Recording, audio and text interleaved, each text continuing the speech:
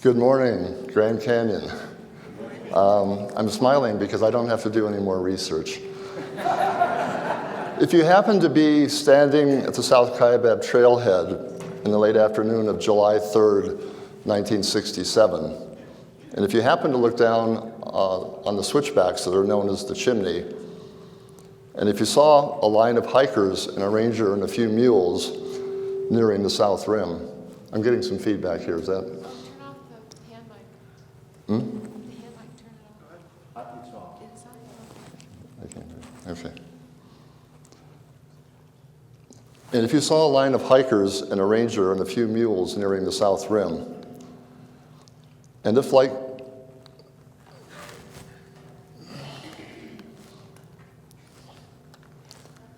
I want to start this.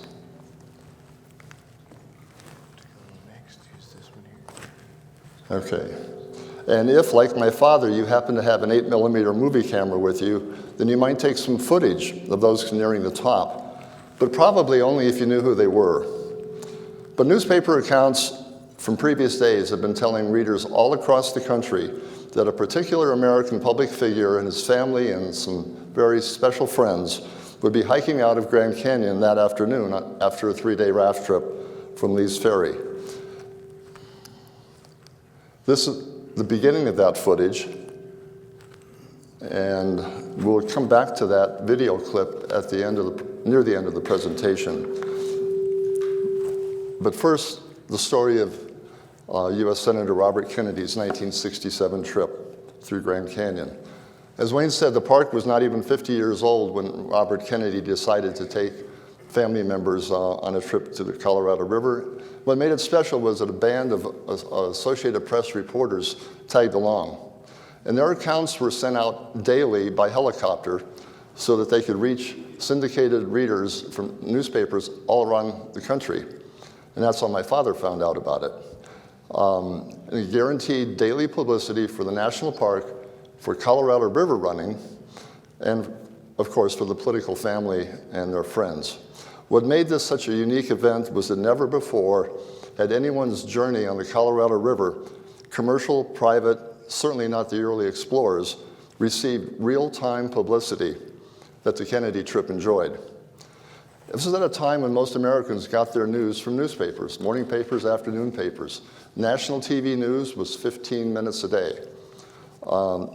And so these newspaper accounts that alerted people to the trip going on were really the best way people found out what was going on in the country at that time.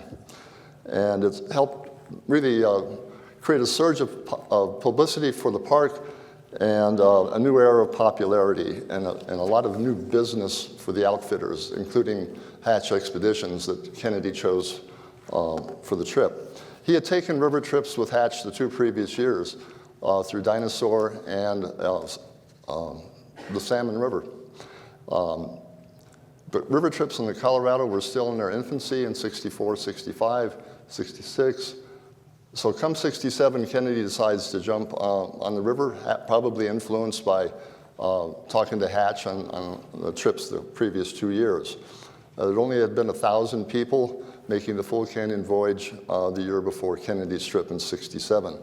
That winter, though, between 66 and 67, tension was building over the possibility of 2 dams being built on the river, which would have really cut into the whitewater experience. And so what the Kennedys did, they used that as an opportunity to jump on the river and charter a trip with Hatch.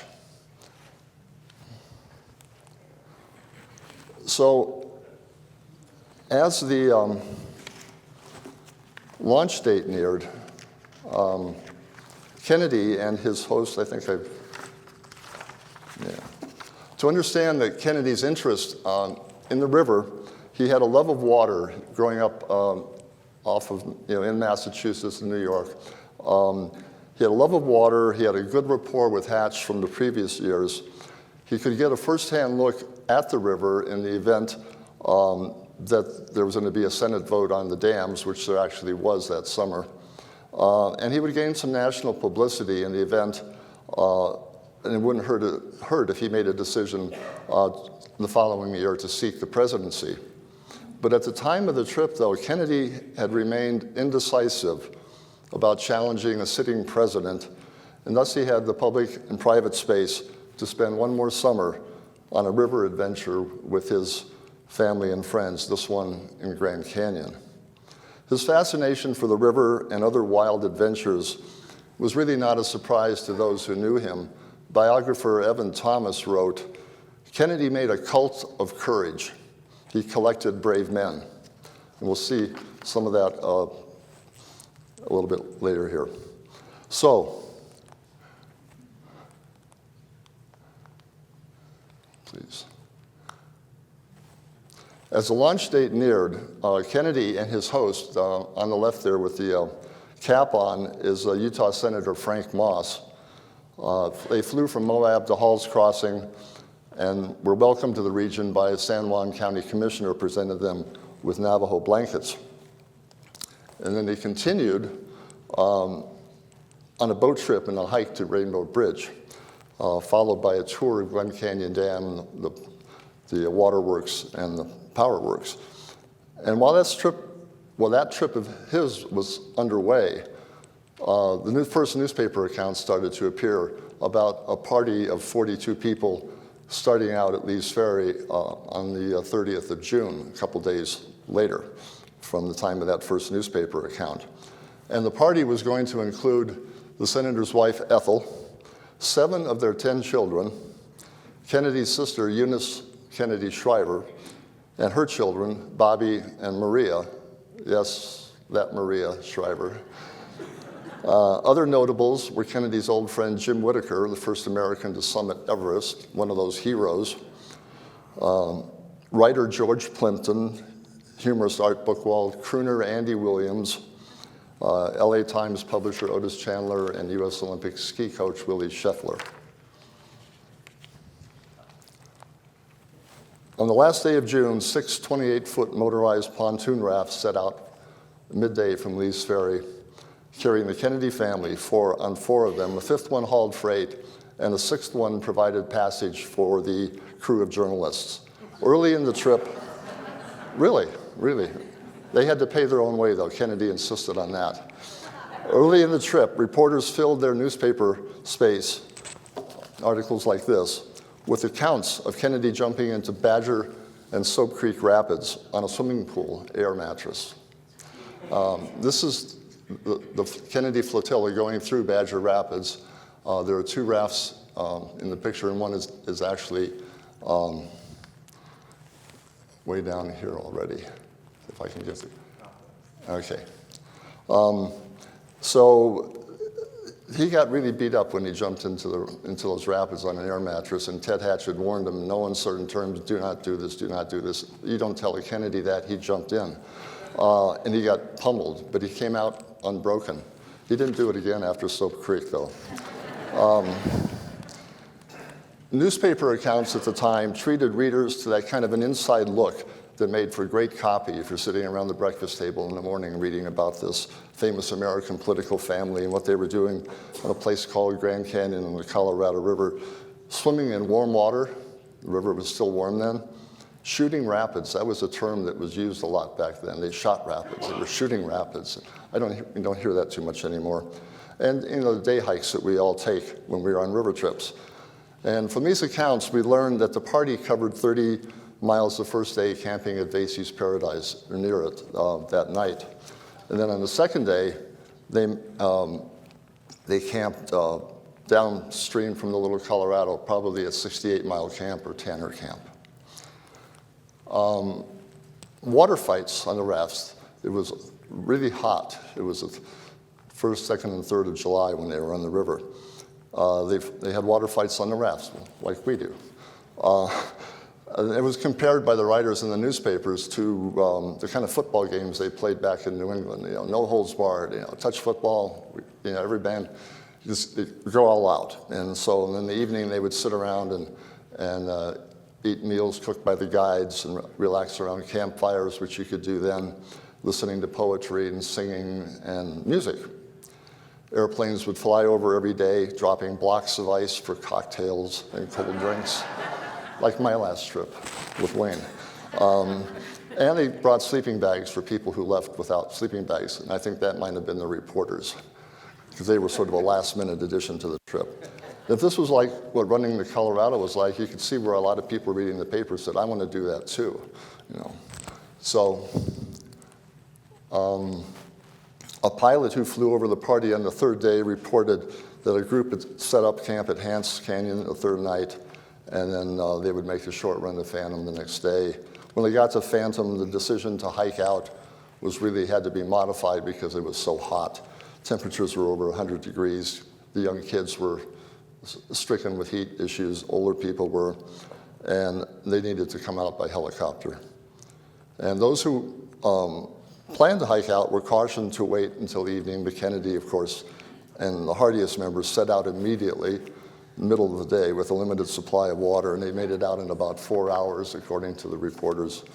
Others made the trip on mules, and others flew out. These accounts, accuracy suffered, but nobody reading the papers in Des Moines knew that the South Kaibab Trail was 6.5 miles and not 11. Nobody cared about that. They could write almost whatever they wanted. It was the Kennedys, my gosh. So in addition to the newspaper articles, let me advance this here. The humorist Art Buchwald added a column a week later, still in time to influence public opinion and what they wanted to do themselves with the river or the canyon. He poked fun at the Kennedys, saying there were 350 Kennedy children on the trip, and there were really only 7 of their 10.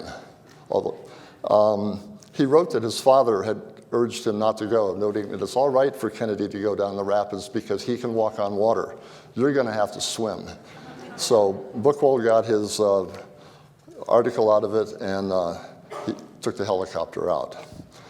There was a lot of disagreement and disputes over how many people left by helicopter, but for as many as 3 and then several. And so I visited the Hatch River Special Collections at the University of Utah Library, and I found a document with the list of 21 names on it of those who took the trip out and the invoices that were charged them by Tucson helicopters. So that's how that worked. 21 of the party of 42 were flown out. The ordeal of the hikers wasn't apparent until years later when some of the biographies and memoirs were being written. And as they were suffering that heat, that 100-degree heat on the shadeless South Kaibab Trail, mountaineer Jim Whitaker, no slouch, was described as half carrying 2 of the Kennedy kids as they went up the trail and asking if they should turn back. You know what Kennedy's going to say. He answered with a few lines of the St. Crispin's Day speech from Shakespeare's Henry V. We few, we happy few, we band of brothers, for he today that sheds blood with me shall be my brother. Whitaker had his answer, and Kennedy and his fellow hikers continued to the summit. And there at the summit, they sort of split up. A lot of them went their own way. Kennedy took his family to the Bright Angel Lodge. I was with my parents in the lobby there. We saw them come in to eat dinner. This is their invoice for their meal that night. 17 people had dinner, drinks, tips, and tax for $180. And Kennedy's only remarks, really, for the whole trip went to the reporters. And he said, "We had a marvelous time. This is a great natural resource that should be enjoyed by as many as possible in the years to come." And then with the river and hiking adventure over, Robert Kennedy, this is always hard, left the Grand Canyon behind and went forward to meet his destiny.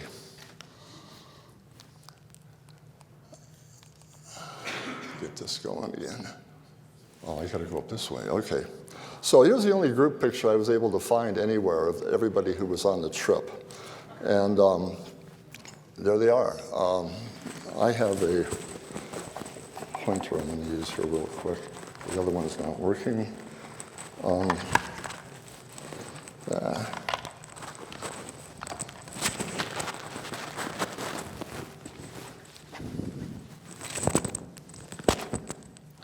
So the Kennedy Senators is here. Ethel with the pigtails, Art Buchwald, Bobby Shriver, Joe Kennedy, Eunice Shriver, Jim Whittaker and his wife Blanche, Maria Shriver, Sidney Lawford, 350 Kennedy kids. Anyhow, and then Ted Hatch snuck in the picture here. So it looked to me like this was at the start of the trip. This was at the start of the trip because everybody's smiling and they got clean clothes on. What I want to do now is go back to that video, and I'm going to. All right, here's the video taken by my father on that day in 1967, and you can see the senator here with his little pink hat on, Andy Williams with his yellow shirt, Ethel Kennedy, Andy Williams' wife, who did not make the trip but went down to hike out with him the last few switchbacks. They're coming up the chimney there, getting a little bit closer. There's the senator. There's some mules.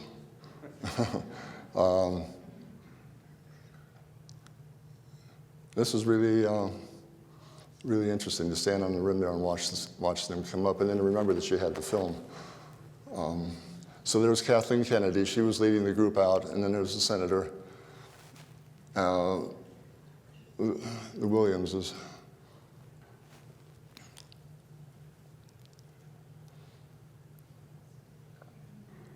And getting closer. Jim Whittaker is here with Ethel Kennedy. One of the Kennedy's sons is walking in here as well, David Kennedy. There's Kathleen. There's a senator with a park ranger on July 3rd with a tie on. Claudine Lange, Andy Williams. My sisters and brother are in here somewhere. Ethel Kennedy. And she and Whittaker, I think, are the only two adults from this trip who are still alive.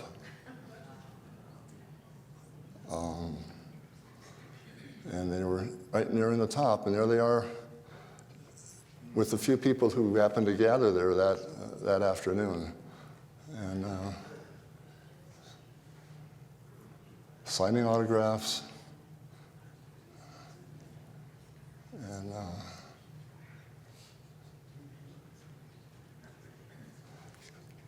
so here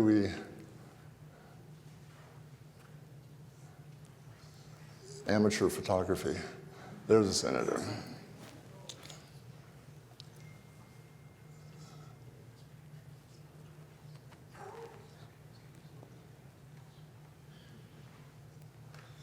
Robert Kennedy Jr., Joe Kennedy, Bobby Shriver, Kathleen Kennedy, Andy Williams over here.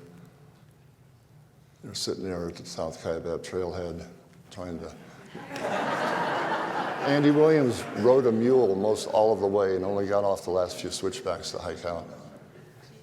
Kennedy did that so he wouldn't, he would save face and not have to ride the mule out.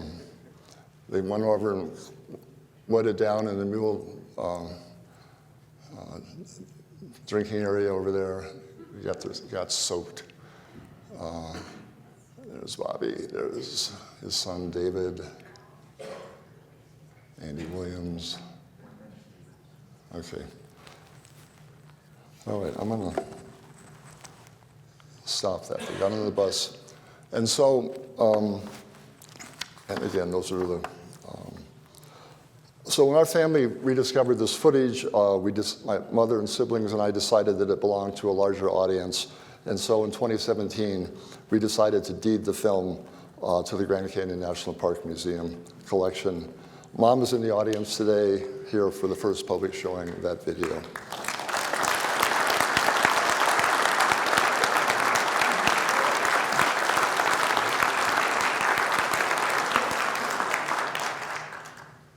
And that, And so I'm going to go over about 20 seconds here.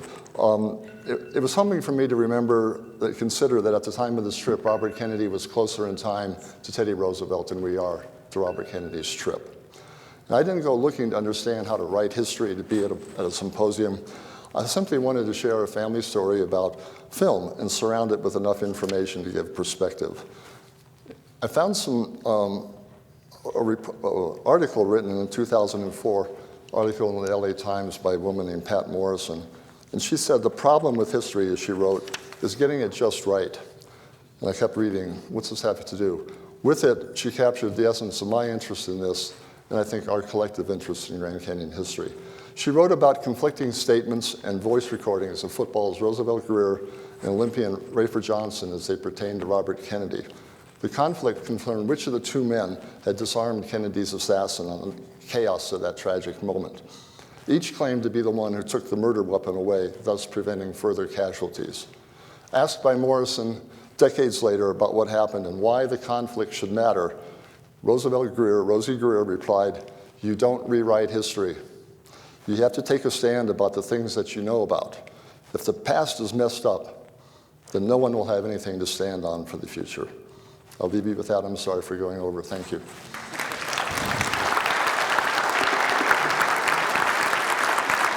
Yeah. Could we just have David's mother stand up very quick?